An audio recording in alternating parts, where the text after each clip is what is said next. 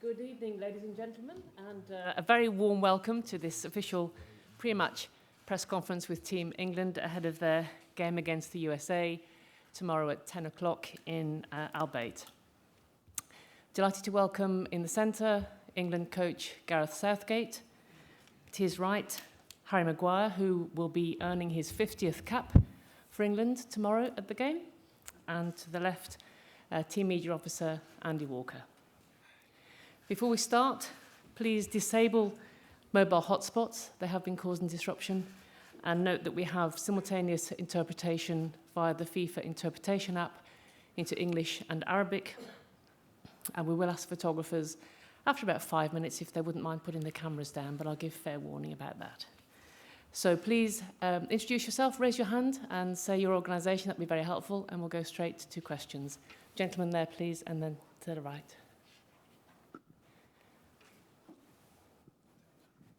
The one behind. Thank you. We'll come to you in a second, don't worry. Stealing it. Gareth, Martin Rogers, Fox Sports USA. Obviously, you and Greg have known each other for quite a while. You have a shared history at Crystal Palace, albeit at different times. I guess the question is it possible as rival international managers to have a real friendship? No. I don't think... no, you can, of course, but everybody knows how it works in our game. You compete against each other, and then when it's finished, that's sport. You know, you return to the friendship. It's the same with players when they play against each other. And yeah, I've enjoyed my interactions with Greg over the last few years. I've learned a lot from him, and it's been really interesting to see the team progress under his leadership. And they look a well-coached team, which was what I expected when he started. Thank you. Gentlemen. Thank you. Harry, Dave Kidd from The Sun. Congratulations on the win the other day. Great performance. Is it difficult for you to find rhythm when you've not played a huge amount of club football and then come into a tournament? And also when so many people have been doubting you as they have been, do you ever doubt yourself as a player? No, I have great belief in myself. I go on the training pitch, I work as hard as possible, I give my all, I give my best, and that gives you good preparation to go into a game and perform to the best level. I went into the Euros on the back of an 8-10 week injury, and so I wasn't too worried about the lack of game time. Obviously, I want to be playing every week for my club. It's something that I'm going to fight to get back into the team. So it's not what and where I want it to be. But of course, I feel fresh. I've worked hard. I've done extras on the training pitch to make sure I'm ready when I get the opportunity to play. And I knew the World Cup was coming up, so I always put on the extra shifts in training, like I said, and kept myself ticking over. Thank you. Just wait for the translation, please. Thank you. Okay, gentleman, second row. James Ollie from ESPN. A question to each of you, if I can. Harry, just following on from that, although it always seems you've had a very strong relationship with Gareth, did you fear at any point that you might miss out on this squad, given what had happened at United in the last few months? And to Gareth, do the FA feel under any pressure to perform some sort of different anti-discrimination gesture, like Germany have done after the One Love armband, or have you kind of drawn a line under all of that now? Obviously, being picked for your country is a huge privilege. It's the pinnacle of anybody footballing career to play at major tournaments for your country, World Cups especially. It's the biggest tournament in the world. So I did. Obviously, you have fear of being in the squad, but I have great belief over what I've done of the 49 caps I've played for England, that I've earned the trust to be in the squad and be available for the team and the selection. Thank you. Second row. Just 1 second. Oh, sorry. There's a second part, yeah. No, I don't think we should feel any pressure. I think we've spoken on these particular topics for over a year, and we've spoken and supported all manner of good causes, whether that's been individuals in our team or the collective. I think there's a risk that everybody tries to escalate what are we to try to produce a better video than Australia did? That would be impossible. They did it brilliantly. Do we have to come up with a better gesture than Germany did? I think we've got to be comfortable that we know what we stand for. That's not to say we won't do anything moving forward if the timing's right and if it's right, but I think if we're rushing to be seen to be doing something, then we could make an error which doesn't land well. And I think at this moment in time, for the players and myself especially, we've got to be focusing on the games. So, of course, the FA take their responsibility seriously. We're never going to duck any questions. The fact that we're still talking about these matters keeps them in the spotlight and helps to raise awareness. We're definitely hugely supportive of our LGBTQ fan base, and I know some of them feel a little disappointed in terms of the armband not being worn, and we will be criticised for that, but sometimes we've just got to accept the criticism and move on with it. And that's as I see it. I think if we're confident about ourselves and where we stand, then we shouldn't worry about needing to do something to be seen to be doing it. Thank you. Just 1 second. Okay, go ahead, please. Thank you. Question for Harry. Mike McGrath from the Daily Telegraph. Could you just go through the Iran match, and in terms of the injury, what happened when we saw you on the pitch? It looked like you might have taken a knock, the way that you were being treated, but was that the case, and was the recovery straightforward? Yeah, obviously I was disappointed to have to come off the pitch. I felt unwell during the second half, but I've done all the tests. We've got a great medical team with us. I've done all the tests and appropriate action, and I've felt well since. So now I've been on the training pitch the last couple of days. I feel good, and yeah, it was disappointing to come off the pitch, obviously, in the first game of the World Cup. But no, I feel ready, and I'm ready to go for tomorrow. Thank you. We'll just come over here, please. And the last two questions are for photographers, and then we'll ask photographers to put the cameras down, please. كريم عبد المحسن صحفي في موقع كورة. سؤالي باللغة العربية للكابتن ماجواير. كنت عايز أسأل الكابتن ماجواير إزاي بيتعامل مع الانتقادات اللي بتوجه ليه بين حين وآخر؟ هل بيتجاهلها تماما ولا بيحاول إن هو يتعلم منها بحيث إن هو يتطور نفسه أكتر في الملعب؟ شكرا.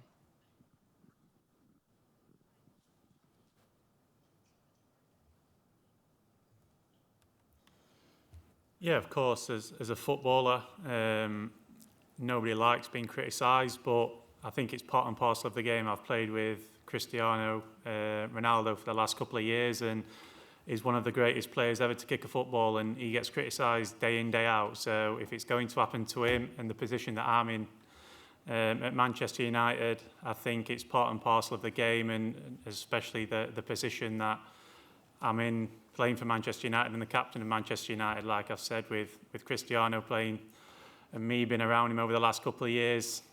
He's the greatest player for me to ever kick a football. So he gets criticised daily, so it's going to happen to each and every one of us. So it's part and parcel of the game. It's something that you've just got to work hard, go into training, do your best. And that's what I always tell myself, just go in and do your best, and that's only what you can do. Thank you, gentlemen. Second row, please. James Robson, AP, for Harry and Gareth, actually.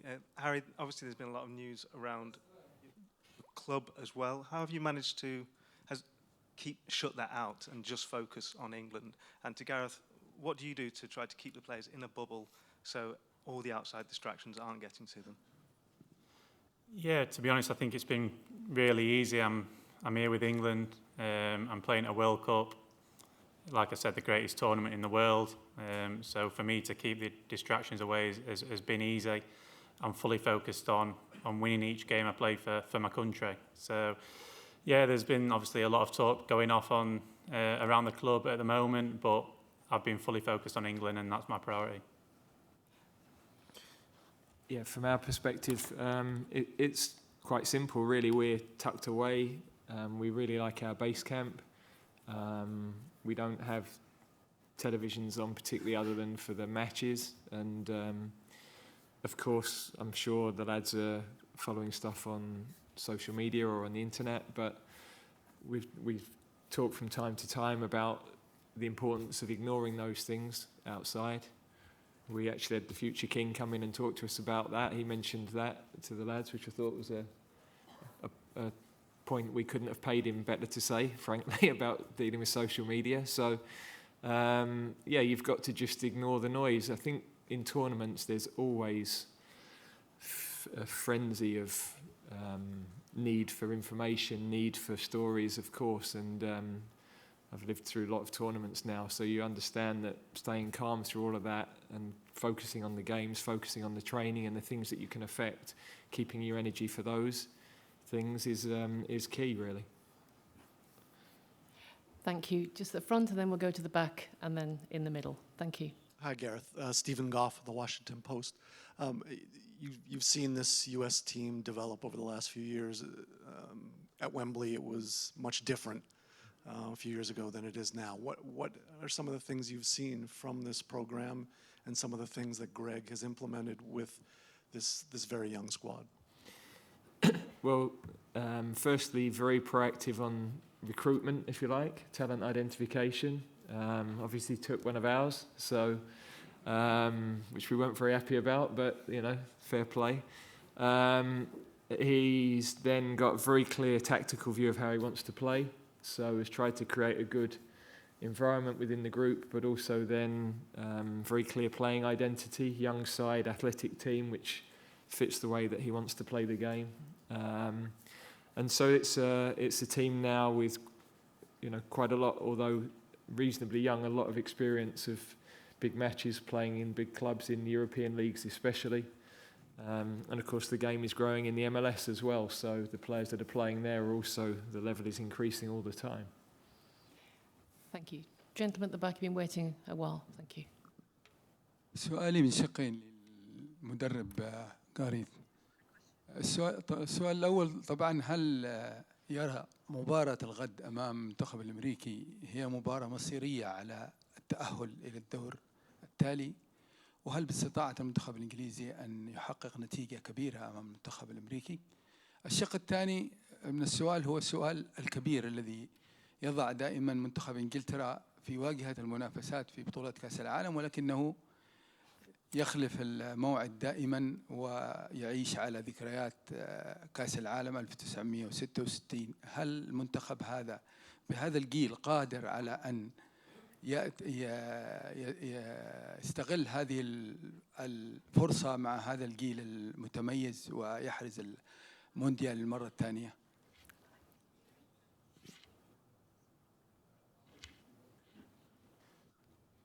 I think tomorrow's game will be very different to the first match. So a team that pressed the ball really well, with respect, probably a level of player that has more experience of playing in European leagues, top level of European leagues. So in terms of tomorrow's game, you know, it's not going to be a game in the pattern of the previous one. In terms of this generation of players, you know, this is a good period for English football, at junior level, at senior level, with our women's team. So lots of positive things going on. We feel that we can be competitive for many years to come, and that's got to be the aim, really, to have a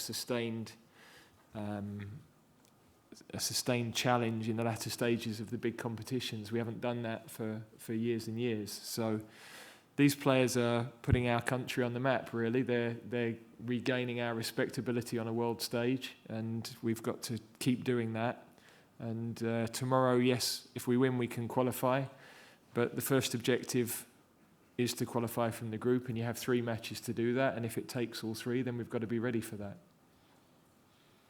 Thank you. Go to being Qatar in the middle, please. Gary Brown, beIN Sports. Harry, up to one question each, please. Harry, your 50th cap, looking back at the career highlights for England, what are those highs? And if you look in that dressing room and the faces in there now, are you confident you're going to recreate some more here? And to Gareth, Harry Kane going through that training session today, does he start? And how much does match day 1 without the travel sort of accommodate a recovery to fitness on match day in this new close travel environment? Yeah, obviously my 50th cap tomorrow will be a really proud moment for myself, my family. I've had some unbelievable memories supporting England as a kid, but obviously the opportunity to play for my country is a huge honour. Every time I put the shirt on, it's such a proud moment for myself. Obviously reaching a World Cup semi-final, scoring in the quarter-final, reaching a final of the Euros, scoring in the quarter-final again. I've had some great memories, and I think along my 5-6 year career with England, there's still a lot of the staff who's been on the journey with me. There's still a lot of players who I made my debut, was in the squad and still playing now. I've played numerous times with John Stones at centre-back, who I think I've played near enough all the games that I've started alongside him. So no, it's been a great journey. Like I said, we're in a good position. We started the competition well, but we know the World Cup is so challenging with so many amazing teams. But of course, we have the belief that we want to go one step further than we did in the Euros. Yeah, Harry's good. Came through training, no problems. So yeah, it'd be a brave decision to leave him out the starting team. We can't hear you without a microphone, sorry. Oh, yeah. No, well, I think all the teams have got the same recovery period, which is probably a little bit shorter than previous tournaments, but it's only beneficial to us if we get through the group, where you might have a little bit more recovery time later in the competition. Thank you. Thank you for your patience at the middle there. Gareth, hi. Alistair Bunker from Sky News. All the first round matches are almost over. From what you've seen, which side is giving you the most cause for concern? And on the future king, you brought him up, would you like to see Prince William as president for the FA out here at some point, supporting England if you progress? Well, that's his decision and none of my business, frankly. But we know he is supportive of us. In terms of the other games, I mean, I think it's a very competitive tournament. We're only concerned ourselves about USA because there's no point in looking any further than that. I know some people have been surprised at some of the other results, but I haven't. You know, we watched Japan play the USA, so we knew the quality that they had, and that wasn't a surprise to me. There's some very good teams that might be not recognised by everybody, but I think within football, teams like Japan definitely would be. Thank you. Press Association on the left. Hi Gareth, Mitch Phillips from Reuters. People have been asking Harry about the criticism he's gone through. Can you just talk to us about what he means to you and the kind of player he is to have in the squad and the reliability he's given you, and just what a rock he's been for you? Yeah, it's. I know people say for me, but it's for us when we're talking about England, because it's his importance to England, and we wanted to build our team on having the capability to play from the back, and Harry and John Stones, who've played the majority of the matches across the last 5 years, they've provided that incredible platform to build from. We won't appreciate what stability that's given us in possession until they're not there, and that's the start point, and then they defend well. So we've got a good spirit amongst the group of defenders. A lot of them have played a number of games together. They know each other's games, they fight for each other, they have a determination. It's a little team within a team when you're talking about the defensive unit, and they take pride in keeping clean sheets, although they need to liven up a bit on that at the moment. So, but it's great for Harry to get his 50th cap. It's well deserved. Major part of us getting to 2 big tournament performances, and we all want this to be the 3rd. Thank you. Gentleman in the middle, then we come to the front, please. Thank you. Danish media, Ekstra Bladet. This is a question for you, Gareth. The FA have been in close contact with Denmark and 5 other nations about the One Love armband. Yesterday, the Danish FA chairman told the press that they will no longer support FIFA president Gianni Infantino. In your opinion, should your FA do the same? In my opinion, the coach of the team should coach the team, and the executives of the federation should comment on the higher level. I noticed Kasper after the game was saying how difficult this has been for him, and I've got to know him well, and I can empathise because we're all spending so much time talking about non-football matters that it's hard to have the bandwidth to deal with preparing the team, and preparing the team at any time is difficult, and to prepare them for a major tournament is even more complicated. So yeah, it's not for me. If I want to be a football politician later in my life, then I'll become a football politician, but for now I've got enough of a job to do to coach the team. Thank you. We'll come to the front, please. This is definitely for Gareth. Perhaps Harry wants to deal. Sorry, Charles Bohm, Pro Soccer Wire and MLSoccer.com. When these two countries were drawn together in the 2010 World Cup, there was a Sun headline that became rather famous in the States, calling it easy. The group draw was easy, and as we know, the things turned out a bit different in terms of the results. And I just wonder, what evolution have you seen in the way that United States football is perceived in England since then? Has there been growth, or is there still perhaps maybe a bit of that attitude among certain segments of the culture or the fan base? Have we ever beaten the States in a major tournament? No, I didn't think so. So tomorrow we have to try to make history, number one. We're good at that. We're good at talking highly of ourselves as a nation, and on the basis of very little evidence. So what we've got to do is perform on the field. And we know that we'll play a highly motivated team, perhaps even more motivated because of some of those types of headlines. But we've got huge respect for our opponent. We know a lot of the players from our league, and we know the quality that they have and the athleticism that they have.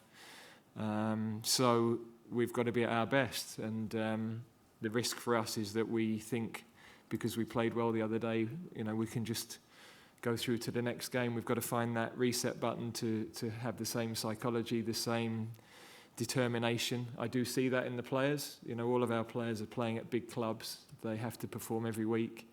They know when they come with England, they've got to do the same. So I don't think we'll be underestimating the USA team at all. Thank you. I think we come to the last couple of questions. Gentlemen here, please, and then the one at the back's been waiting. Thank you. Hi, question for Gareth. Sam Knight from the New Yorker. Before the tournament, there's a lot of question about playing the World Cup in the middle of the season and the conditions out here. I'm just really interested in your reflections on how it compares to summer tournaments in the past. A lot of the players look sharp. England were right on it on Monday. I'm just interested in your view as preparations. Yeah, I think, there was a lot of discussion about it being an advantage for us, not being at the end of the season, but we never really bought into that theory that England would be worse because they were at the end of a season. We haven't found that in the last two tournaments. We've tried to psychologically refresh the players, and we feel that's worked for us. Climate-wise, I think we've been fortunate we didn't get a 1 o'clock kick-off.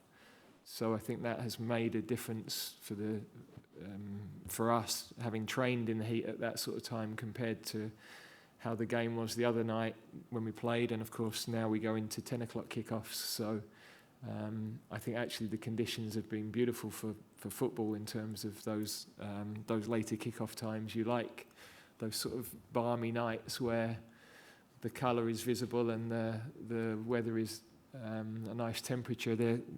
A lot of my best memories in football are from those types of evenings, really, and I think the pitches have been fantastic. So yeah, we're very happy with the environment that we're playing in. Thank you. Final two gentlemen there, and then the one at the front. You've been waiting. Sorry, you'll be the last one. Thank you. This is for Gareth. Ryan Tolmich from Goal. You referenced him earlier. Yunus Musa is a guy that you were interested in and you lost out on. What have you seen from his game since he's made the move to the U.S. and built his way to this World Cup? And as a coach, how do you kind of approach that sort of situation? You've won some like Declan Rice, you've lost some like Musa, where you have these dual nationals. How do you approach those and balance the idea of convincing a player to play for you versus letting him kind of choose where his heart wants to take them? Yeah, that with Yunus, it was a strange situation because he was in our under-19s really, and we actually went into the pandemic, into lockdown, so it wasn't possible to travel and to see games, and so he was really a player that at that stage I'd not had a lot of contact with in the junior teams, where one or two of the others I knew a little bit better. And that decision was made really before I'd even had the chance to get to know him well. So also we've got a few situations like that where the players actually weren't born in England. Obviously Jamal Musiala was another one. But the guys that came the other way were born in England, Grealish and Rice. So, you know, in the end you've got to go with your heart and where you see yourself. He's proved to be obviously playing at Valencia at the time more in wide areas, and he's done well in these central areas, definitely very good at progressing the ball, driving past people. He's got the ability to go past people, which is unusual for a midfield player. And of course, because of the way you like to play without the ball, he's got the athleticism to cover the pitch as well. So he's a player we've got to respect within the game tomorrow. Thank you. At the front, please. Last question. Hi, Harry. We've spoken about your partnership with John Stones, and I know you've known each other for years and grew up as kids together in the Yorkshire junior teams. Do you remember when he first came onto your radar and what you thought of him? And are you friends off the pitch? And sort of finally, in the group as a whole, with this being another opportunity for you to go onto a big stage for all the players, have you spoken amongst yourselves if you'd like to mark the One Love situation, or is that a conversation you might have? Yeah, I think obviously we spoke about it ourselves, we spoke about it as a group, and we'll act when we feel it's appropriate to act, and I think our fully focus is winning games of football for the tournament, for the World Cup. Like I said, it's such a huge honour to be involved in a World Cup. And the bottom line is that every player wants to play in a World Cup, but every player wants to win. And winning's the most important. So we're fully focused on the football. I'm sure we will have conversations on that matter throughout the tournament. And we'll act when we feel it's right to act. Regarding me and John, yeah, I've known John numerous amount of years now. He used to play for Barnsley. I was at Sheffield United. We played against each other a lot. He was very good on the ball back then. You could always tell that he was one of the better players in his age group. So, no, we've been really close. I was really proud when I seen him progressing, playing for England when I was a fan. I was watching the lads at the Euros, and John was in the squads back then. So I always used to speak to him then, and now playing alongside him, I think for a lot of my caps has been great, and we have a good understanding, and we know each other's games, we know each other's strengths and weaknesses. So I think the bond's there for everyone to see, and yeah, of course, we're mates off the field as well. Great. Thank you very much for your time this evening. Thank you for coming, and good luck for tomorrow. Thank you.